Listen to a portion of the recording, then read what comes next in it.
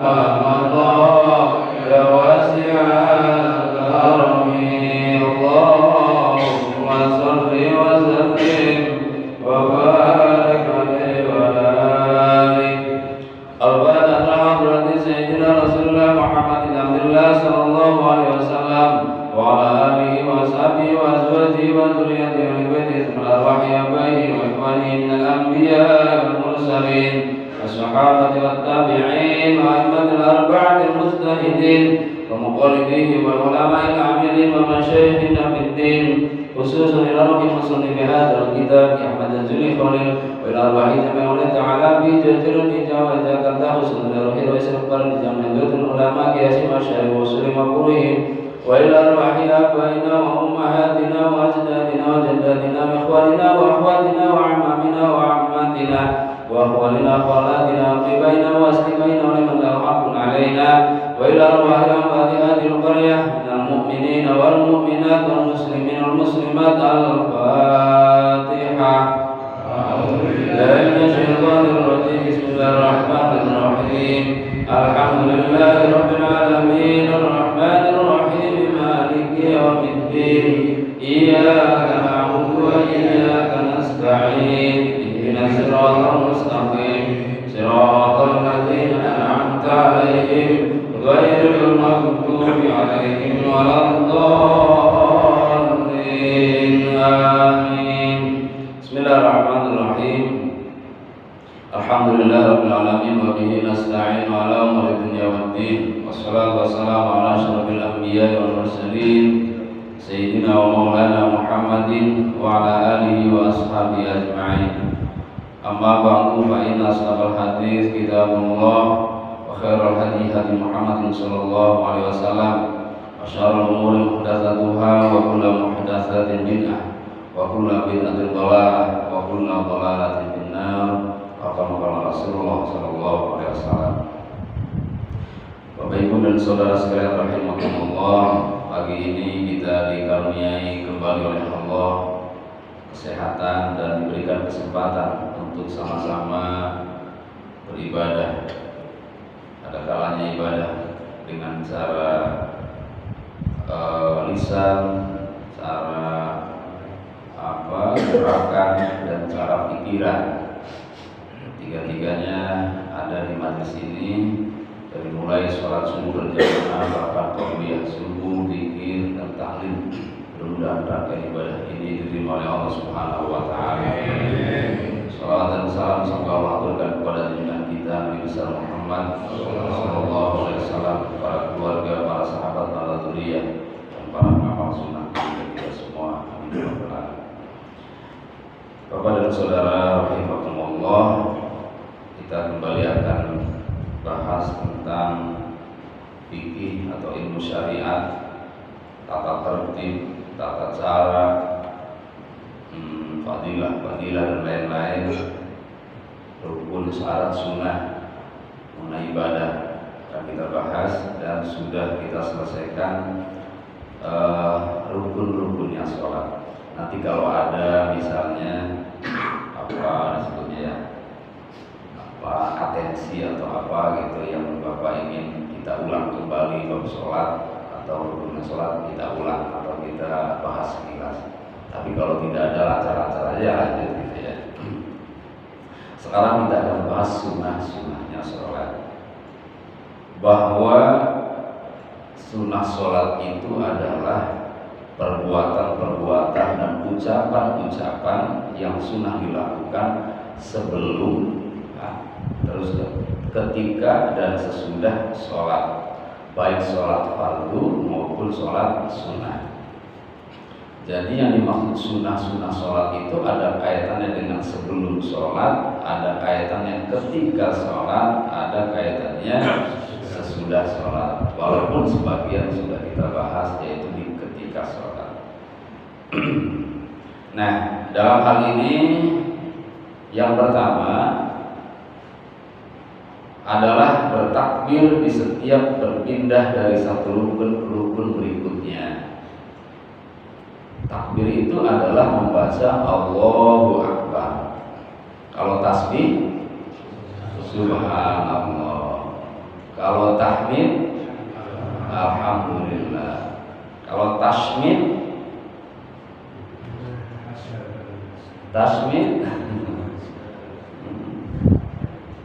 yarhamukallah. Ya. Kalau tahlil, la ilaha illallah. Kalau tahqil, la haula wala quwata illa billah. Jadi di setiap perpindahan rukun satu ke rukun lainnya, kita disunahkan membaca takbir Allahu Akbar. Itu sunnah. Kalau begitu tidak baca takbir, sholatnya sah tidak? Ya sah, apa juga sunnah ya. Cuma karena kiai-kiai kita nih, terutama di pesantren tuh Pak, kadang kedengarannya Allahnya sama Akbarnya aja. Ya, saya pernah tuh ngalamin seperti itu. Namanya guru jadi panutan ya. Pas jadi imam di masjid suatu Pak, salat maghrib, salat isya gitu. Ya, mungkin ini orang terdetan kali pengen ngingetin tapi beda madhab. Kalau bid'ah jangan keseringan apa katanya gitu kalimat yang ngingetinnya. Pedes banget. Kalau bid'ah jangan keseringan, yang mana Pak? Yaitu Allah. Akbarnya nggak ada malah saya. Allah. Maksudnya Allah akbarnya nggak kedengeran. Nah dia sangka bid'ah itu Pak. Ya udah. Ya itu anggap sebagai masukan saja. Akhirnya saya sejak saat itu mulai terdengar dengan lengkap gitu. Allahu Akbar, kan lebih enak juga Pak ya. Jadi kita juga jangan alergi sama kritikan juga, mudah-mudahan kritik orang Salafi Wahabi lalu kita panas telinganya. Ya kita mawas diri saja. Kalau memang kritikannya benar, kenapa kita nggak ambil? Kan gitu. Jangankan mereka sesama orang pelajar, anak kecil pun kalau ngasih nasihat, murid kita sekalipun kalau ngasih nasihat ya kita terima. Dan alhamdulillah Pak, saya sering tuh Pak menerima kritikan begitu tuh. Iya, seperti dari anak-anak nih. Kita kan namanya juga sok guru ya. Kalau guru kan memang nggak ada, nggak ada yang salah kata anak-anak. Senyum apa Pak? Nah, baru mulai saat itu senyum kalau sama gitu. Jadi nggak alergi amat nggak ada yang kritik. Nah, jadi takbir ketika perpindahan rukun satu ke rukun lainnya hukumnya sunnah, dan itu di setiap gerakan sholat ketika menuju ke rukun berikutnya, kecuali saat bangun dari rukuk menuju iktidal kita baca sami Allahu liman hamidah, Rabbana lakal hamdu mil'us samawati wa mil'ul ardi wa mil'u masyita min syai'in ba'd, atau sami Allahu liman hamidah Rabbana walakal hamd.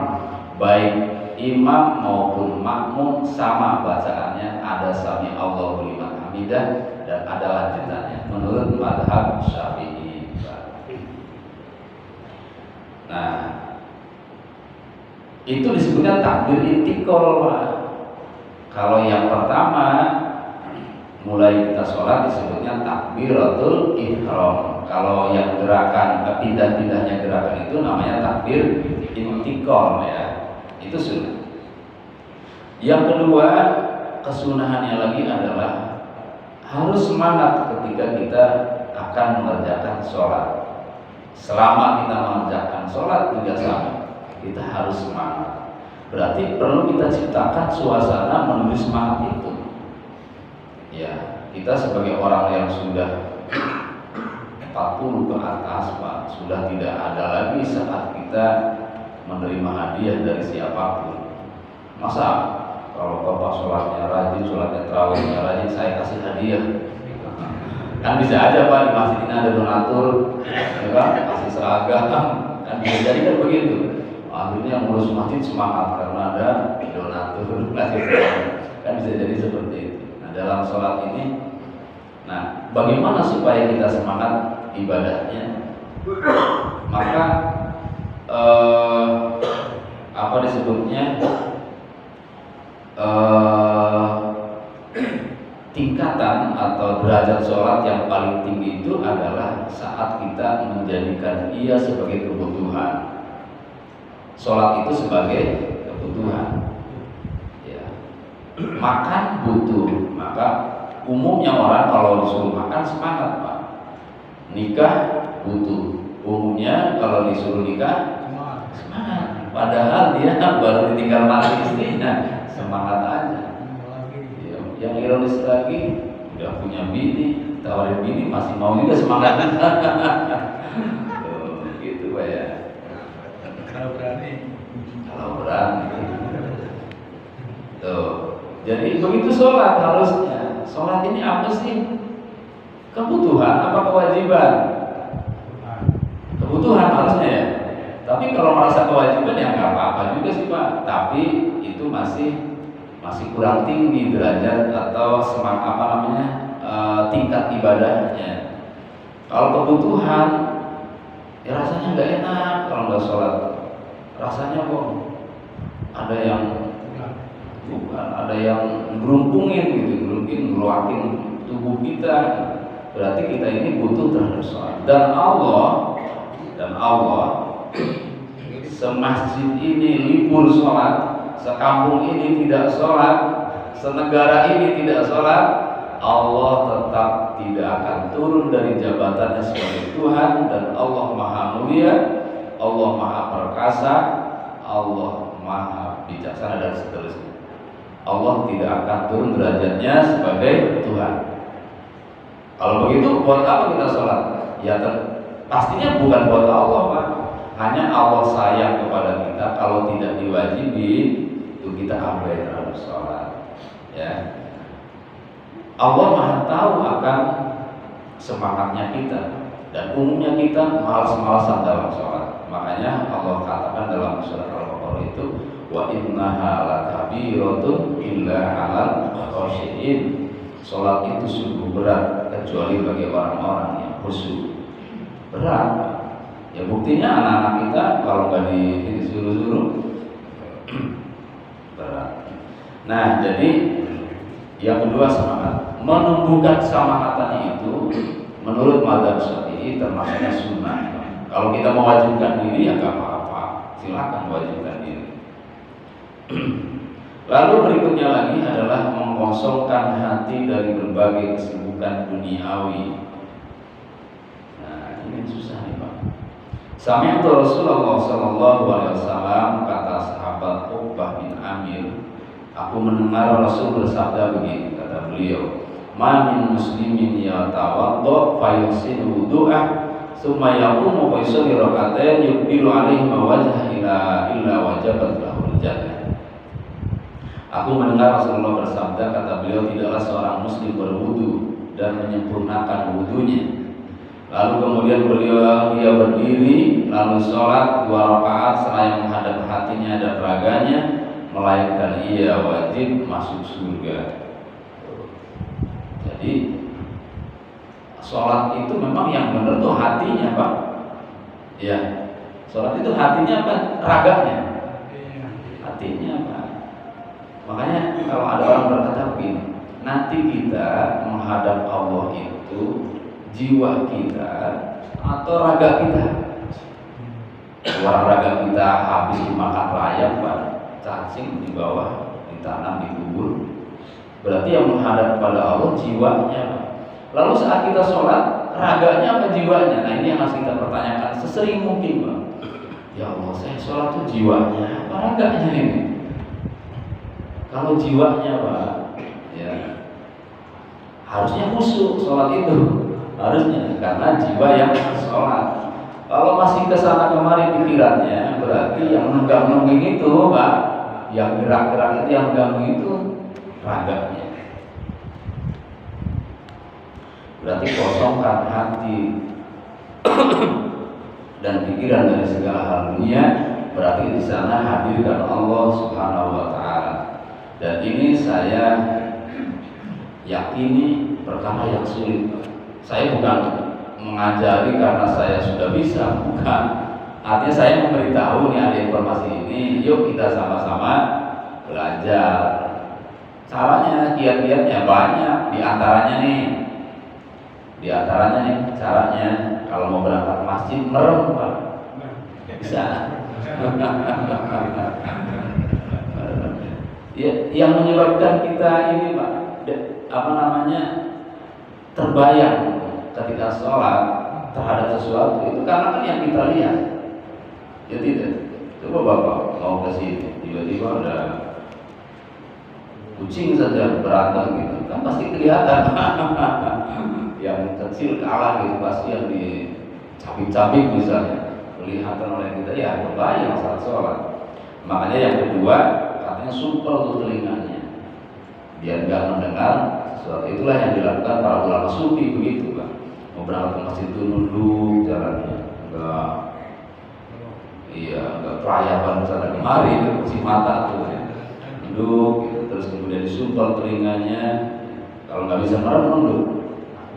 Itu namanya juga kiat Pak. Kiat itu tidak harus seperti itu namanya upaya ya. Lalu apalagi yang kedua ya belajar menghadirkan Allah. Kalau nggak belajar ya nggak bisa Pak. Dan ini perkara yang sulit. Harus belajar. Belajar itu bagaimana? Ya datangi guru yang sudah mampu khusyuk. Gimana ya Ustaz, gimana ya Kiai, saya kok susah sekali sholat khusyuk.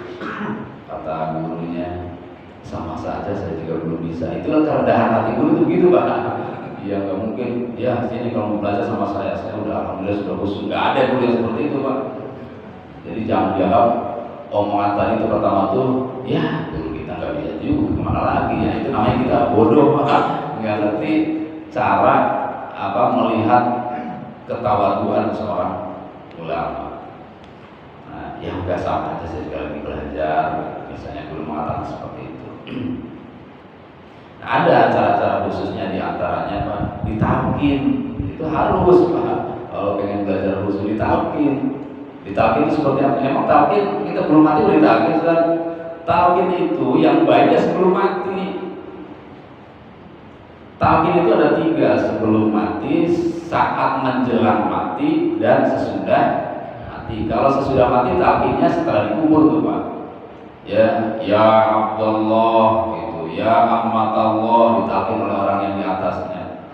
Idza ja'atkal malaikatain, jika datang kepadamu 2 malaikat, was'aluka, lalu bertanya kepadamu, marrabbuka, siapa Tuhanmu. Itu namanya talkin setelah mati. Kalau saat menjelang mati atau sakaratul maut, talkinnya di telinganya la ilaha illallah. Tuh, karena kata Nabi, man qala la ilaha illallah di akhir hayati dakhala jannah. Siapa yang mengucapkan la ilaha illallah di akhir hayatnya maka masuk surga. Nah, ketika sedang saat ini Pak, ditalkin juga, kan ada ayatnya, wa idza dzukirallah wajilat qulubuhum. Ketika disebut nama Allah maka akan bergetar hati. Disebut nama Allah tuh bisa jadi maknanya begini. Ada orang baca ya Allah, Allahu Akbar, itu kalimat Allah namanya. Lalu kita bergetar, bisa jadi seperti itu. Itu namanya disebut nama Allah Pak. Tapi yang jarang diketahui orang, disebut nama Allah itu disengaja disebutkan nama Allah ke dalam hatinya. Itu yang dimaksud tauhid. Datang ke seorang guru mursyid, lalu kita berhadapan-hadapan dengan beliau, lalu ditalkin oleh beliau, ayat ikuti saya, la ilaha illallah, ya, kepalanya ke sini, hatinya ke, dan seterusnya. Itu namanya ditalkin. Nah, itu juga cara mencapai derajat kekhusyuan, bukan hanya saat zikir, dan juga tentunya adalah saat sholat. Itu harus dicari kalau memang kita ini mau. Masalahnya kita maunya ogah-ogahan, mau haji, mau sih mau, nabung enggak, doa enggak, kita maunya apa lagi itu Pak? Ya nunggu ini Pak, nunggu gusuran. Ya kapan gusuran? Maunya yang serius kalau mau itu. Mau haji ya doa haji, mau khusyuk ya sering bertanya tentang khusyuk, ya mau ketemu Nabi dalam mimpi ya harus ada juga upaya itu Pak. Gak sekonyong-konyong bisa juga, kita harus ada upaya. Nah itu ya. Yang kemudian berikutnya adalah apalagi? Nah khusyuk. Nah tadi mengosongkan hati itu sudah termasuk khusyuk, tapi di sini ada kalimat sendiri bahwa khusyuk itu memang bukan rukun sholat, Pak. Ya. Kalau rukun sholat, wah kita semuanya nggak ada yang sah sholatnya. Rukun sholat, takbiratul ihram dan khusyuk, apalagi tumakninah, lalu baca Fatihah khusyuk tumakninah, ruku khusyuk tumakninah, i'tidal khusyuk tumakninah. Batal semua sholat kita, nggak ada yang sah karena khusyuk itu susah. Khusyuk itu memang cirinya konsentrasi, betul. Tapi khusyuk itu bukan hanya konsentrasi. Apa khusyuk itu? Menurut surat Al-Baqarah, saya lupa ayat yang tadi saya bacakan di awal. Wa innaha lakabiratun illa 'alal khashiyin. Salat itu berat kecuali bagi orang-orang yang khusyuk. Di sana ayat berikutnya menjelaskan begini. Alladzina yadhunnuna annahum mulaqu rabbihim wa annahum ilaihi raji'un. Yaitu orang-orang yang meyakini bahwa dirinya akan bertemu Allah. Itu orang khusyuk. Orang yang mampu hatinya meyakini, merasa diawasi bahwa dirinya akan bertemu Allah, itulah orang khusyuk. Kalau begitu, bukan hanya saat sholat, di luar sholat dia praktekkan keyakinan itu. Ya, mau ngambil punya orang, nanti gimana ya di sidang di hadapan Allah, ya, mau ngomelin juga begitu demikian. Nanti gimana ya kalau bertemu Allah, Allah ridho apa tidak? Jadi timbul kemudian saat sholat merasa diawasi oleh Allah, diawasi oleh malaikat, diawasi oleh guru-guru kita yang sudah meninggal. Nah, itu upaya menghadirkan khusyuk. Memang beberapa ulama berpendapat khusyuk itu berbeda-beda. Seperti misalnya sahabat Ibnu Abbas radhiyallahu anhu, beliau mengatakan khusyuk itu tenang dan merendahkan diri. Lalu sahabat Ali bin Abi Thalib mengatakan khusyuk itu tidak menoleh ke kanan dan ke kiri serta tidak berpaling hatinya dari Allah. Imam Qatadah mengatakan khusyuk itu takut dan merasa kekhawatiran. Ini mirip dengan yang saya katakan tadi. Kemudian Imam Mujahid, ini ulama tabi'in ya, beliau mengatakan khusyuk itu menahan pandangan dan merendahkan suara. Muqattil, khusyuk itu ya tawadhu kata beliau. Imam Athaillah As-Sakandari, pengarang kitab Hikam, beliau mengatakan khusyuk itu tidak melakukan perbuatan sia-sia. Kemudian Ibnu Jubair, khusyuk itu tidak mengetahui orang yang berada di sampingnya, seperti Imam Ghazali gitu. Kalau kita masih tahu tuh orang yang di samping kita siapa, sholat, namanya gak khusyuk. Iya, maksudnya selama kita sudah kenal ya, ada ruang sholat masih kosong, gitu, datang di samping kita sedang sholat, bunyi namanya takbir Allah dan geraknya juga ketawa, Pak Is, gitu. Nah namanya gak khusyuk pas sholatnya. Menurut Imam Ghazali masih tahu siapa orang yang di samping kita. Iya, makanya dulu ada Pak Amil tuh, Pak Amil lagi sholat asar jam 5, namanya petani. Ada tetangganya datang, Bu, Amil ada sholat, ada perlu apa ya? Mau ngasih tahu saja, undang nanti habis maghrib dimohon hadir tahlilan. Itu sudah selesai. Si ibu ini lupa, habis maghrib dia masih ingat, Pak. Saat sholat dia ingat terus. Habis sholat di tahlilan gitu. Begitu selesai sholat, naik nyelonong aja. Kemana Pak? Tahlilan. Loh, emang ada yang ngasih tahu ya? Tadi lagi sholat kan saya dengar ada enggak. Itu namanya sholatnya gak khusyuk yang seperti itu, Pak. Susah kan gitu kan ya? Apalagi anak kita yang kecil narik sarung kita, udah gitu nunggangin kita, naikin punggung kita. Kalau Rasulullah bisa aja khusyuk. Makanya kata Imam tadi siapa? Imam atau Ilah Sakandari, khusyuk itu tidak melakukan perbuatan yang tidak ada kaitannya dengan sholat, tidak sia-sia. Maka cerminan orang yang tidak khusyuk itu kadang ya ngancingin baju lah dari sholat, pulang balik megang jenggot gitu ya. Itu menurut beliau, bukan menurut saya. Tapi bisa juga sih Pak, yang gerakan-gerakan kayak itu khusyuk juga. Kan ada yang disebut wali jazab, wali majzub. Kalau di Jakarta ini yang dikenal adalah wali sehat. Kalau di Jawa ada Kiai Halim Purwo, ada Gus Jafar, ada macam-macam. Kalau wali jazab itu susah ditebaknya tuh Pak. Dia ngapain? Gak jelas. Gak jelas, diajak bicara juga kemana melantur. Maksudnya dia hatinya sedang berbincang-bincang dengan yang dia cintai, Allah tentunya, tapi raganya dia nggak sadar. Nah, itu khusyuk itu seperti itu kurang lebih. Atau contoh lagi begini yang mudah deh. Bapak ini pergi ke Gelora Bung Karno, bawa anak kita yang kecil, ya, di sana ada konser musik, udah bayar, artisnya ya terkenal gitu. Kita senang lah nontonnya. Tiba-tiba saat itu anak kita lepas Pak, ya sendiri lah lepas lah gitu.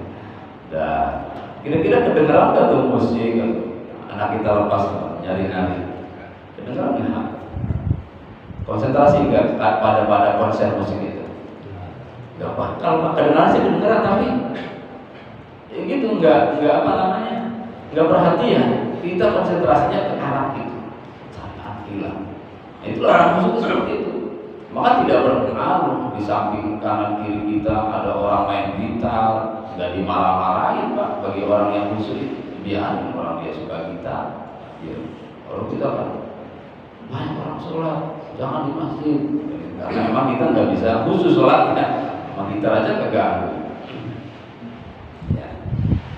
Nah, itulah kesunahan yang harus menjadi prioritas kita saat sholat. Kemudian apalagi untuk mencapai derajat khusyuk itu memang ada juga diantaranya adalah langkah-langkahnya menghayati makna setiap bacaan sholat. Kalau kita tidak menghayati bacaan setiap sholat, ya susah. Mana bisa sih kita meresapi apa yang kita baca tapi kita tidak paham. Harus dipahami kalimat-kalimat sholat itu. Tidak harus diganti dengan bahasa kita, bahkan itu sebuah pelanggaran.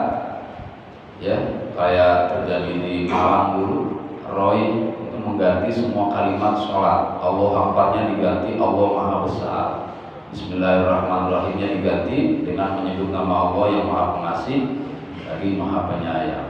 Semua diterjemahkan dalam praktik sholatnya dengan suara kerasnya sehingga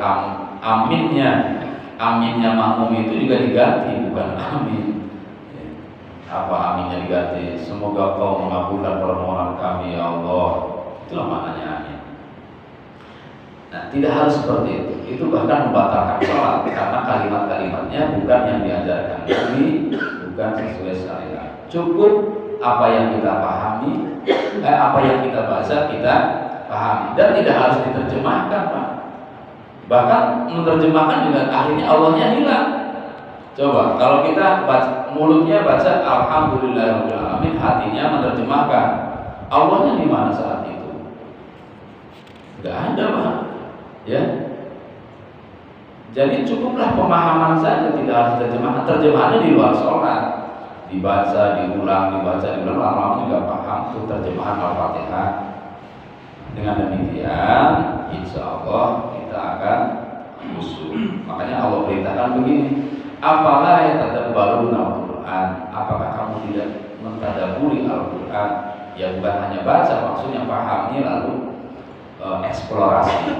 Eksplorasi itu ya ada pengamalan, ada pendalaman. Makanya kata Nabi begini, idza qama ahadukum bis shalah fa innahu yunaji rabbah. Apabila seseorang mendirikan sholat, maka sesungguhnya dia sedang bermunajat dengan Tuhannya. Faliyah lam ahadukum mayunaji rabbah, maka ketahui olehmu wahai saudara, kata Nabi, apa yang kamu munajatkan, wala yajhar ba'dukum ala ba'din bil qira'ah bis shalat, dan janganlah saling keras mengeraskan bacaanmu di antara kamu dalam sholat. Tidak perlu keras-keras, yang lain terganggu kecuali imam, ya. Memang ada yang keras, Pak? Ya, kalau Nabi bersabda pasti ada, Pak. Ada. Bismillahirrahmanirrahim. Ar-Rahmanir-Rahim. Kan ada yang sholat begitu kan? Keras, sampingnya akhirnya, duh ini orang sholat. Jangan begitu maksudnya. Udah cukup di telinga sendiri saja, atau itu dengan suara desisan saja. Yang penting hatinya yang kira-kira bisa memahami. Sunnah berikutnya adalah sujud tilawah sebelum membaca ayat saja. Kita udah praktekkan belum ya? Di sini Pak? Udah belum? Belum ya. Nanti saya praktekkan, Bapak jangan kaget ya. Saya pernah ngajar di Masjid At-Taqwa atau di Masjid Gang Masjid. Gang Masjid itu ada Masjid At-Taqwa kan ya. Pas kebetulan pengajiannya habis maghrib, saya praktekkan pas Isya, Pak. Masih ada saja yang kaget. Pas babnya bab sujud sahwi, sujud tilawah. Kalau ada ayat saja dibaca oleh imam, maka semua baik imam maupun makmum disunahkan sujud tilawah. Bahkan makmum bukan sunnah, Pak, wajib kalau makmum. Imamnya sujud tilawah, wajib makmum ikut sujud tilawah. Ya, sujud tilawah itu adalah sujud yang dilakukan karena mendengar ayat sajdah. Ayat sajdah itu ayat yang di sana ada perintah untuk sujud. Ya, maka sujud. Apa doanya, apa bacaannya? Ya paling tidak ada tasbih. Subhanallah, subhanallah, subhanallah. Boleh juga subhanallah rabbiyal a'la, subhanallah rabbiyal a'la, atau subhanallah rabbiyal a'la wa bihamdi, atau sajada wajhiya lilladzi khalaqahu wa sawwarahu wa syaqqa sam'ahu wa basarahu bi haulihi wa quwwatihi fa tabarakallahu ahsanul khaliqin. Nah, ini yang menjadi ciri khas sujud tilawah bacaannya. Ya, sujud satu kali sujudnya, baru melanjutkan ayat yang tadi belum selesai. Nah, ceritanya saya imam, lalu saya baca ayat sajdah, sujud, Pak. Di belakang takbir, tasbih. Subhanallah. Padahal baru saja ngaji. Begitu selesai, saya sholat, saya adakan juga semacam dialog gitu. Tanya, kenapa Bapak tadi baca tasbih? Habisnya katanya Pak Ustadz nggak ngasih tahu dulu, kan tadi taklim. Maksudnya dia pengennya kalau mau sholat mau baca ayat sajdah kasih tahu, Pak, nanti ada sujud tilawah ya, gitu. Bapak setuju ya enggak? Kasih tahu apa enggak? Nabi tidak menganjurkan kasih tahu, Pak. Nabi tidak menganjurkan, dan Nabi tidak pernah beritahu. Kalau baca saja ya sujud. Kenapa demikian? Karena kalau dikasih tahu, Pak, nih Pak, nanti sujud tilawah ya. Saat sholat, Pak, ingatnya itu. Iya kan? Imamnya ingatnya itu. Pas mau baca ayat itu dikasih lupa oleh Allah. Akhirnya nggak sujud tilawah. Gimana? Protes gak dari jamaah? Katanya mau sujud tilawah, kok enggak? Akhirnya udah ditungguin. Nah, biar tidak terjadi seperti itu maksudnya, Pak. Jadi tidak ada informasi. Pokoknya ikuti imam sujud. Ya. Bukan lupa, memang sengaja sujud. Habis dari berdiri langsung sujud. Allahu Akbar. Sujud tilawah sekali sujudnya.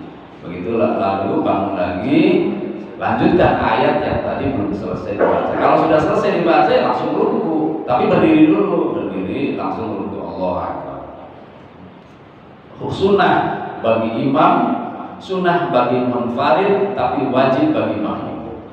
Ya, wajib ikut imamnya, bukan sujud tilawahnya, wajib ikut imam. Yang berikutnya sujud sahwi, itu juga sunnah. Sujud yang dilakukan karena meninggalkan sunnah ab'ad dalam sholat. Karena sunnah dalam sholat itu ada dua, sunnah hayat dan sunnah ab'ad. Sunnah ab'ad itu sunnah yang mendekati rukun, Pak.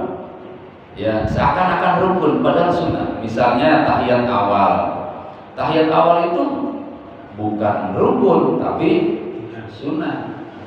Buktinya saat Nabi lupa tahiyat awal, beliau tidak menambah rukun, tidak menambah rakaat, tapi cukup mengganti dengan sujud sahwi. Kalau begitu bukan rukun. Yang kedua adalah doa kunut, membaca kunut pas saat rakaat kedua sholat subuh menurut mazhab Syafi'i. Menurut mazhab yang kunut, maka bila kita lupa meninggalkannya maka sunnah sujud sahwi.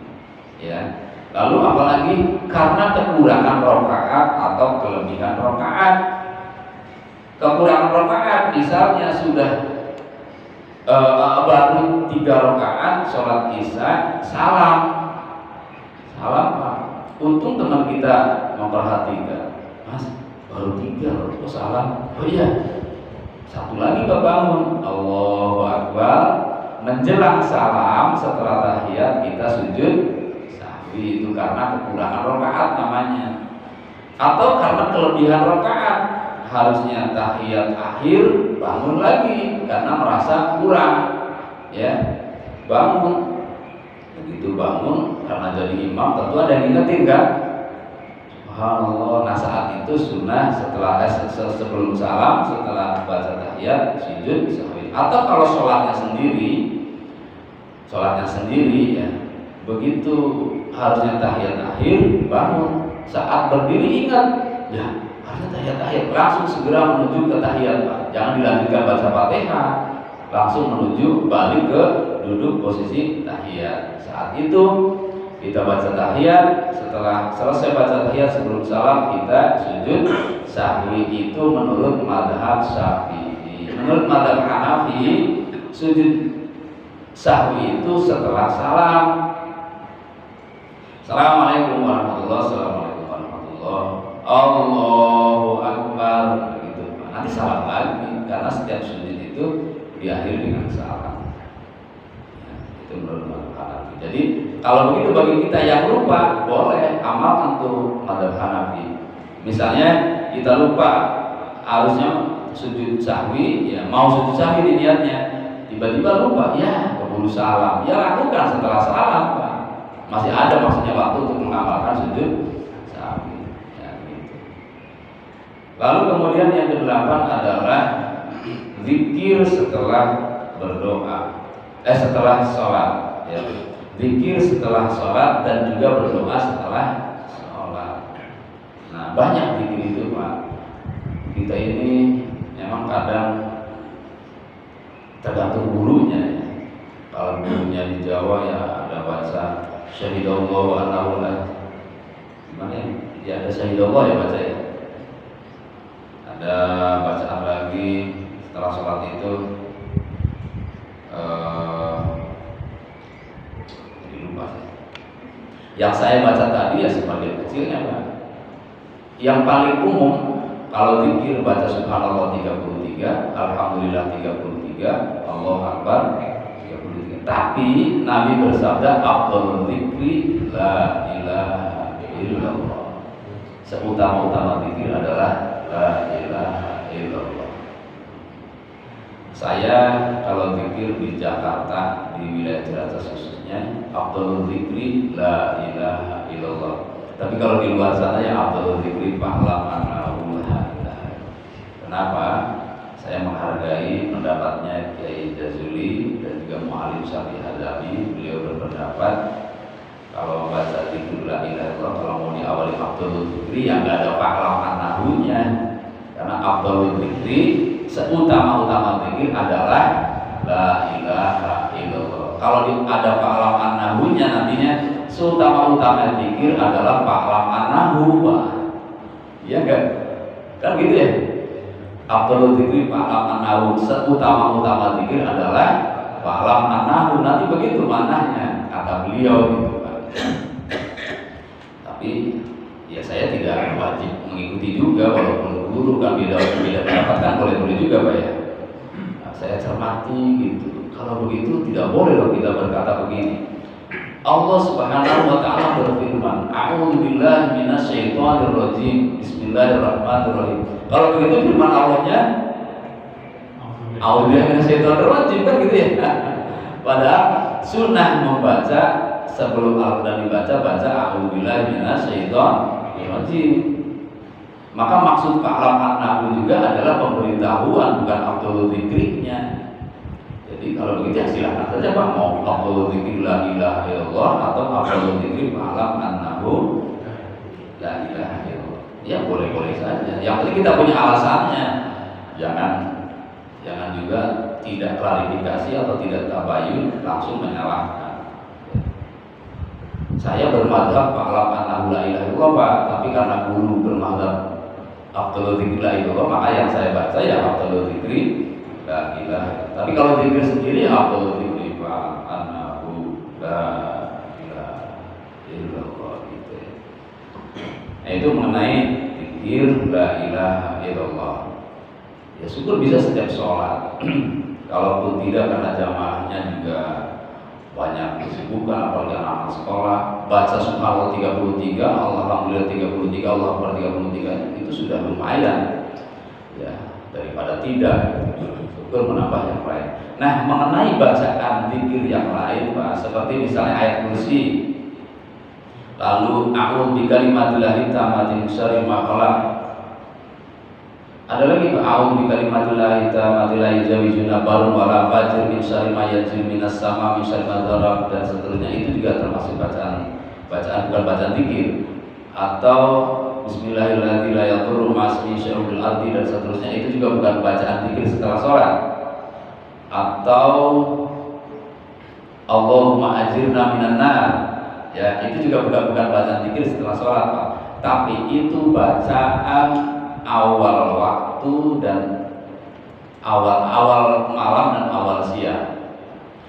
Nabi bersabda, siapa yang baca Allahumma ajirna minan nar 7 kali di awal malam, apabila dia meninggal maka dia akan selamat dari siksa neraka. Apabila dia baca di awal pagi dan dia meninggal di siang hari, maka dia akan selamat dari neraka. Jadi dibacanya bukan karena setelah sholat, Pak, dzikir itu, tapi dibaca karena di awal pagi dan di awal malam. Cuman karena ulama ini pinter, cerdas, Pak, barangkali jamaahnya pada lupa, dia baca saat sholat maghrib, setelah sholat maghrib, dan setelah sholat subuh. Bener nggak? Ya bener-bener aja, Pak. Ya. Nah, apabila ada tetangga sebelah mengatakan dzikir dan emang ada dzikir Rasul setelah sholat maghrib baca itu, ya itu nggak paham namanya, Pak. Ya, bahwa itu memang benar bukan bacaan dzikir setelah sholat, tapi dibaca di setelah sholat biar tidak lupa. Nah, gitu, Pak. Ayat kursi juga bukan dzikir setelah sholat, Pak. Ayat kursi itu dibaca, ya banyak fadilahnya. Di antaranya Sayyidah Aisyah itu bukan Sayyidah Aisyah, Sayyidah Fatimah, Pak, istri sahabat Ali kalau itu suatu ketika karena capeknya beliau ngurus anaknya, dan sahabat Ali termasuk orang yang katakan kalau disebut miskin sih kurang sopan kali ya, kurang dalam ekonomi, sehingga tidak bisa menghadirkan pembantu di rumah tangganya. Sehingga Sayyidah Fatimah itu ya ngirim tepung sendiri, masak sendiri, ngurus anaknya 2 lagi gitu, Pak. Capean, ngadu ke abahnya, bah tolong cari budak pembantu, capek rasanya gitu. Ya udah, nanti kamu baca ini aja dulu ya, ayat kursi, kata Nabi. Setiap habis sholat baca ayat kursi. Ayat kursi itu, Pak. Bukan kalimat, bukan habis sholat. Tiap waktu sholat, tiap datang waktu sholat atau setelah datang waktu sholat baca. Ya, baca. Nah, berikutnya 1 bulan apa 1 minggu itu ditagih lagi, kan sudah saya kasih, kata Nabi. Itu ayat kursi. Ayat kursi itu bila dibaca, Pak, rajin kita baca, terutama tiap waktu baca, itu menghadirkan tenaga 10 kali lipat, Pak. Kuat kita tenaga 10 kali lipat.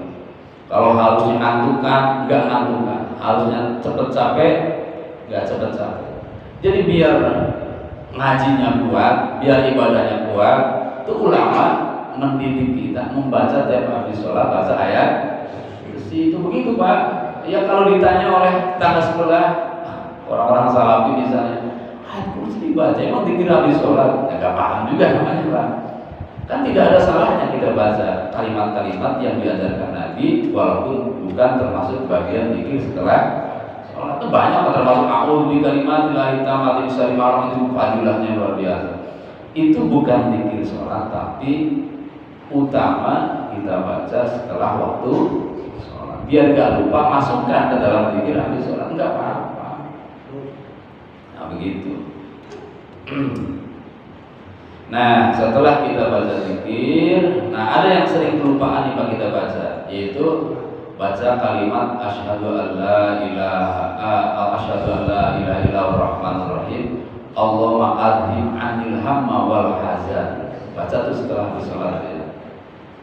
Asyhadu an la ilaha illallah, asyhadu an la ilaha illallah rahmanur rahim Allahumma adhim anil hammi anil hammi wal hazan.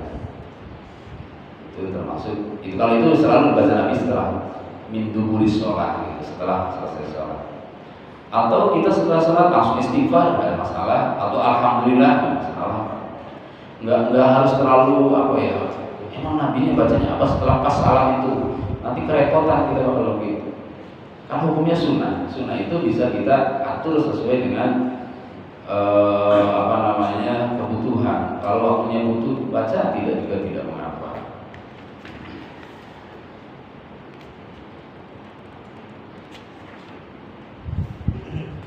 Ya itu dulu deh. Kalau ada yang mau tanyakan silakan. Ya silakan. Assalamualaikum warahmatullahi wabarakatuh. Kita sampaikan perspektif adalah orang sholat adalah dimulai dengan takbir dan salam ya. Nah, tapi digerakkan kan beda-beda ya. Umpamanya orang ada sama sini, ada sini, ada sini kan itu ya. Ini kan cuma kalau kita lihat di fakta di lapangan seperti itu ya. Kedua kalinya masalah merem, karena pernah kata, saya itu gak bisa sholat kok merem, gak bisa kusuk. Dan yang benar itu orang sholat merem itu boleh nggak itu? Ya kayaknya masalah dipikir tadi, pikir kan itu ya kanan kiri ya, tetap ya la ilaha illallah kan gitu ya. Jadi cuma kita ingin tahu sejarahnya gitu. Tiga aja. Terima kasih. Baik. Takbir itu adalah sekali lagi membaca Allahu Akbar. Dan takbir maknanya bukan mengangkat tangan, Pak. Mengangkat tangan dan takbir itu dua hal yang berbeda. Jadi takbiratul ihram adalah membaca Allahu Akbar. Takbir intikal juga membaca Allahu Akbar. Mengangkat tangannya ada hukumnya sendiri dan ada babnya sendiri. Hukum mengangkat tangan saat sholat itu disunahkan pada 4 tempat. Yang pertama saat takbiratul ihram, yang kedua saat bangun dari tahiyat awal, ya, kelewat. Yang kedua saat mau ruku, yang ketiga saat bangun dari ruku, dan yang keempatnya saat bangun dari tahiyat awal. Itu disunahkan mengangkat tangan. Bagaimana mengangkat tangannya? Ulama mempermudah. Yang penting mengangkat tangan. Gitu, yang penting angkat tangan. Tapi kalau mau afdolnya, jadi afdol itu jangan jadi perdebatan, Pak ya. Namanya juga afdol kan, bagaimana ininya aja nyamannya dan pengen mengikuti Nabi. Afdolnya yang saya tahu ada dua, Pak. Yang pertama, jadi ini apa namanya, ujung jari tangan itu lurus dengan pinggangnya atau tiga malah. Yang kedua ini jempolnya yang apa namanya, yang lurus dengan daun telinga, berarti dua Pak ya. Ada juga yang begini sih, saya lupa dalilnya. Ada juga begini Pak ya. Tapi tiga-tiganya itu angkat tangan Pak ya. Angkat tangan itu namanya judulnya angkat tangan. Jadi nggak ada masalah sebenarnya tiga-tiga itu. Yang penting angkat tangan. Jadi yang nggak boleh itu mempermainkannya. Ya mempermainkan misalnya memang sengaja dia mempermainkan. Ini misalnya gitu ya. Tapi kalau dia taunya seperti itu ya biarin. Tapi walaupun biarin ya yang wajar-wajar saja lah. Wajar itu maksudnya sederhana saja, itu berlebihan namanya. Wajar ya Allah. Ada juga yang kayak nggak niat. Gitu. Nah, itu termasuk masih sunnah yang bertahan. Ya. Yang kedua mengenai merem itu di dalam syarat dan rukun sholat batal juga tidak ada ditemukan merem itu bagian dari batalnya sholat, sunnahnya sholat atau rukunnya sholat. Yang ada makruhnya sholat itu justru bukan merem. Makruhnya sholat itu matanya kelayaban kesana kemari itu Pak. Harusnya kalau menurut kaidah sunnah sholat, maka posisi tujuan mata pandangan adalah ke tempat sujud. Ya, itu sunnahnya sholat. Tapi bagaimana dengan merem? Merem itu perkara yang tidak ada larangannya dan juga tidak disunahkan. Takutnya gini, kalau memang merem itu disunahkan, ya, itu kan nanti kita beda-beda hasilnya Pak. Ya, beda-beda hasilnya. Ada yang khusyuk, memang ada yang tidak. Bisa jadi saat merem itu kita khusyuk, bisa juga tidur, atau bisa juga ngayal. Merem. Bagi orang yang khusyuk berarti merem itu baik. Ya, dengan merem, alhamdulillah nggak kelihatan siapa yang datang samping kanan, samping kiri. Dengan merem, alhamdulillah saya konsentrasi kebacaan. Tapi konsentrasinya kebayang tulisan Pak. Alhamdulillah Rabbil Alamin. Kebayang tulisan Alhamdulillah Rabbil Alamin begini. Ya, sampai selesai sami Allah tulisannya begini. Jadi akhirnya awalnya hilang juga sih, yang ada tulisan jadinya. Ya, bisa jadi begitu. Jadi dikembalikan dari kesimpulannya, dikembalikan kepada kita. Kalau dengan merem bisa menghadirkan khusyuk, meremlah. Kalau dengan merem tidak bisa menghadirkan khusyuk, ya jangan merem. Itu kesimpulannya. Ya, jadi tidak salah dan juga tidak benar, tergantung kita. Hasilnya apa? Ada lagi silakan. Yang tadi yang Oh tahlil. Oh iya, geleng-geleng ada yang kan beda. Jadi begini Pak, kalau mau apa disebutnya dalil ya. Kita itu disuruh ingat Allah, disuruh berzikir hatinya, lisannya, juga anggota badannya. Disuruh berzikir lima tiga-tiganya nih. Walaupun secara otomatis tubuh kita ini sudah berzikir. Kalau nggak berzikir mati. Tapi yang dimaksud oleh Allah itu kira-kira hatinya yang berzikir, jangan tubuhnya. Kalau tubuh sudah berzikir, ya. Maka orang yang memahami tubuh ini sudah berzikir nggak bisa digerak-gerakkan.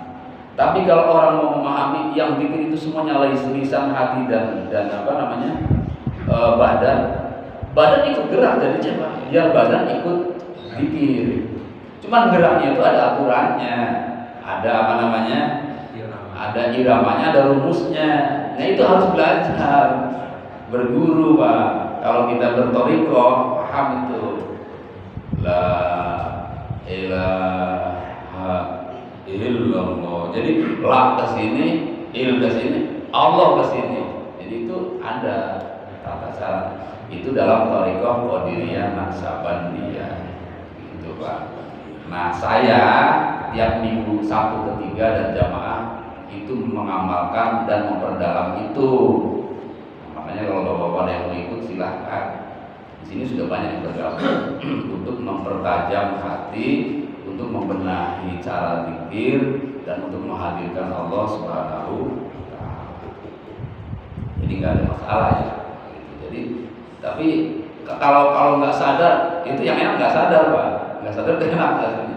Bahkan saya pernah ikut juga zikirnya Toriko Samaniyah, ya, yang kemudian jadi tali sama tuh Pak. Aslinya zikir sama di Tulungagung waktu itu saya.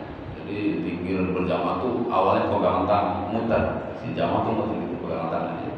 Awalnya sih Allahu Allah gitu ya.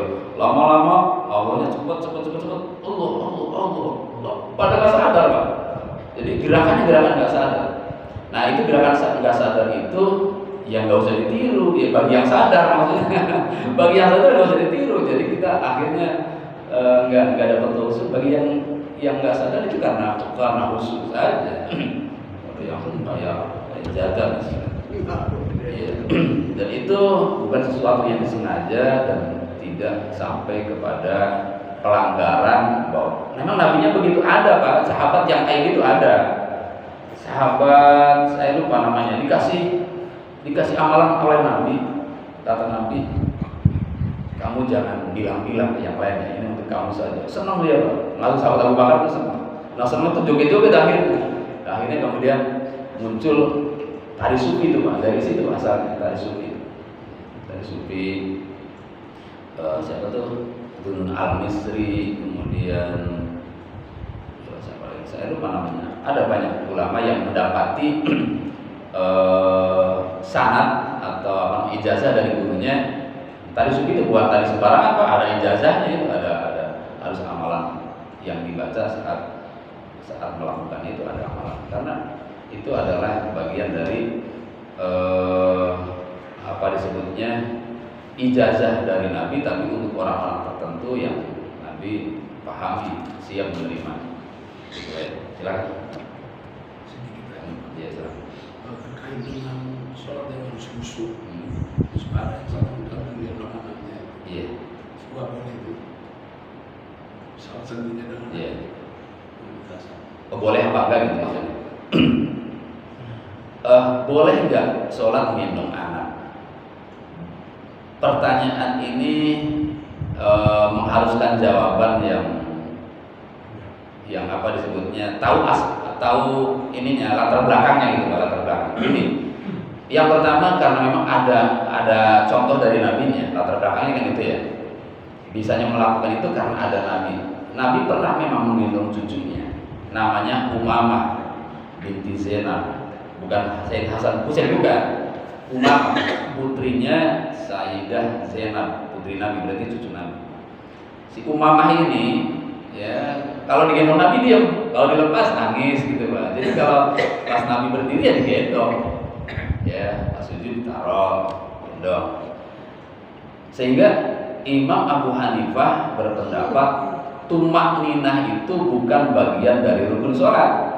Maka tidak mengapa saat sholat gerak-gerak yang tidak ada kaitan dengan sholat, nggak jadi masalah, nggak batal, kata Imam Hanafi atau Imam Abu Hanifah. Makanya jangan heran kalau ada orang sholat di Mekah gini. Memang menurut mereka tumanina itu bukan bagian dari rukun sholat. Yang mengatakan tumanina bagian dari rukun sholat ya madzhab Syafi'i Pak, karena banyak hadis yang ditemukan dari sahabat-sahabat. Nah sehingga dengan demikian, karena Nabi melakukannya, maka kita pun boleh melakukannya, asalkan syaratnya dipenuhi. Satu, yang digendong ini tidak membawa najis. Nah, anak kecil laki-laki Pak, kan beda dengan perempuan. Kalau perempuan istilah sunat itu hanya apa sih? Hanya ujungnya aja apa dikit gitu ya.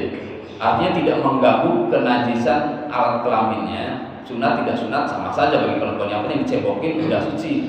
Tapi kalau laki-laki Pak, di bawah atau di dalam kulub itu kalau belum sunat tuh ada najis, maka harus dipotong tuh, ya tidak diseleting. Kalau bapak mau diseleting sih dibuka gini, cuci. Anak mau nggak digituin, nangis pasti Pak. Orang tua aja nangis, kelojotan bisa jadi. Ya, maka anak itu sebetulnya membawa najis Pak. Jangan kita gendong, karena kalau kita gendong namanya kita sholat membawa najis, itu yang pertama. Yang kedua, ya kita dan Nabi sama tidak. Kalau Nabi sih gendong anak, tidak gendong anak, khusyuk aja Pak. Kalau kita gendong anak bisa jadi nggak khusyuk apa. Iya. Maka kebolehan ini ya sekedar darurat saja, darurat. Tapi perhatikan dia ini bawa najis atau tidak. Jangan kita sengaja ada kebolehan lalu kita gendong-gendong padahal dia nggak butuh digendong, nggak apa. Atau apalagi gendongnya pakai ini lagi alat gendongan. Ada orang sholat bawa anak, iya pakai gendongan itu namanya kita mengada-ada. Ya. Itu Pak ya. Ada lagi? Cukup Pak ya. Udah ada Pak ya. Ya, mudah-mudahan Allah Subhanahu wa taala menambahkan ilmu kepada kita, kita mampu mengamalkannya, mampu mengikuti sunnah-sunnah Nabi Sallallahu Alaihi Wasallam. Bismillahirrahmanirrahim. Alhamdulillahirobbilalamin. Wassalatu wassalamu ala sayyidina Muhammadin wa ala alihi wa sahbihi ajmain. Allahumma waffiq imanana bi taufiqi wa hidayati Allahumma waffiqna lima tuhibbu wa tarda waj'al amalana fi ridha wa 'inna al-muridin wa dunya nabi rahmatika ya arhamar rahimin. Wassallallahu ala sayyidina Muhammadin wa alihi wasallam. Walhamdulillahirabbil alamin. Assalamualaikum warahmatullahi wabarakatuh.